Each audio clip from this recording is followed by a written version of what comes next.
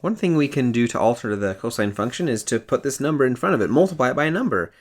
And that number will do a vertical stretch or shrink. So that number, the absolute value of the number, we call the amplitude of the cosine graph. Now, just cosine of x has an amplitude of 1. But if you multiply it, the amplitude will change. And if the absolute value of a is greater than 1, then we see a stretch. And if the absolute value of a is less than 1, then we see a shrink. So I'm going to draw an example here of y equals -2 cosine of x. So this function here has an amplitude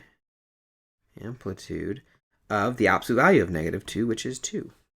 What that means is it's going to start at a maximum or minimum of 2. And we actually determine based on the sign here. This is a -2, so it actually starts at this number. So at our input 0, we're going to start down at -2.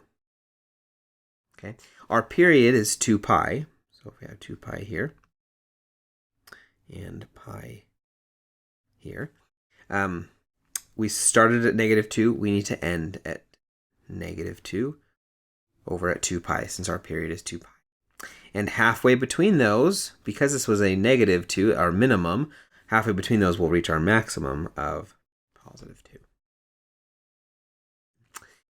And then halfway between maximum and minimum, we will see 0. And then we can create our curve for our cosine graph. So that's a sketch of one period of this graph. And of course, we could continue on